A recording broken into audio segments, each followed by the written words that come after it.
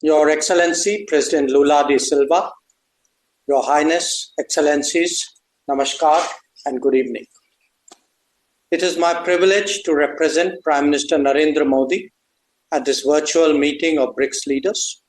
I convey his warm greetings to all of you. The state of the world today, Excellencies, is a cause for genuine concern. The last few years have witnessed the devastating impact of the COVID pandemic, major conflicts in Ukraine and the Middle East, West Asia, volatility in trade and investment flows, extreme climate events, and a discernible slowing down of the SDG agenda. In the face of these challenges, the multilateral system appears to be failing the world. That so many serious stresses are being left unaddressed is understandably having consequences for the global order itself. It is this cumulative concern that BRICS is now discussing. Excellencies, the members of BRICS represent a broad diversity of societies who are nevertheless deeply affected by these developments. Even in the past, our endeavor has been to find common ground between our respective national policies and to act on that basis. Today, the focus is on stabilizing the international economy and the world order. But it is equally essential that we turn our attention to ongoing conflicts, not least because they have direct developmental and supply chain implications. Furthermore, as we head towards the next UN General Assembly session, an exchange of views on reforming multilateralism would be appropriate. The world, as a collective, is seeking a stable and predictable environment for trade and investment. At the same time, it is imperative that economic practices are fair, transparent, and to everyone's benefit.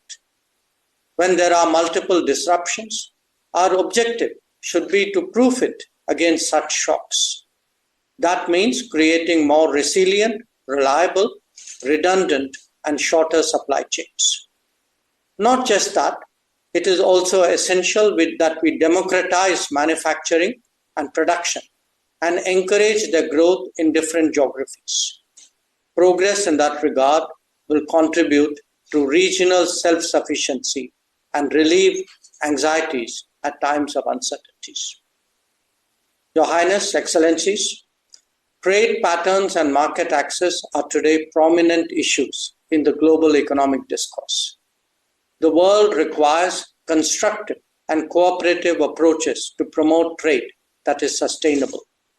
Increasing barriers and complicating transactions will not help. Neither would the linking of trade measures to non-trade matters. The BRICS itself can set an example by reviewing trade flows among its member states. Where India is concerned, some of our biggest deficits are with BRICS partners, and we've been pressing for expeditious solutions. We hope that this realization will be part of the takeaways from today's meeting. The international trading system is based on the foundational principles of open, fair, transparent, non-discriminatory, inclusive, equitable, and a rules-based approach with special and differential treatment for developing countries. India strongly believes that this should be protected and nurtured. Excellencies, the world today also seeks an urgent resolution of ongoing conflicts. The global south has experienced a deterioration in its food, energy, and fertilizer security. Where shipping is targeted, not just trade, but livelihoods also suffer. A selective protection cannot be a global answer. An early end to the hostilities and undertaking diplomacy to ensure a durable solution is the obvious pathway before us.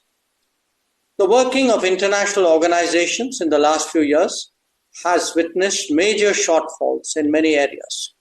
On key issues, we have unfortunately seen that gridlocks have undermined the search for common ground. These experiences have only made the case for reformed multilateralism generally and that of the United Nations and its Security Council specifically, more urgent. The BRICS have taken a positive view of this need for reform, and we expect that it would collectively become a strong voice for much awaited change. Excellencies, even as the world grapples with policy changes, we must not lose sight of bigger concerns, especially climate change. Sadly, both climate action and climate justice are currently slipping in global priorities. We need new thinking and initiatives as well. I commend the International Solar Alliance, the Coalition for Disaster Resilient Infrastructure, and the Global Biofuels Alliance for your consideration. In conclusion, let me again thank President Lula da Silva for convening us today and for the opportunity to present India's views and positions. I thank you.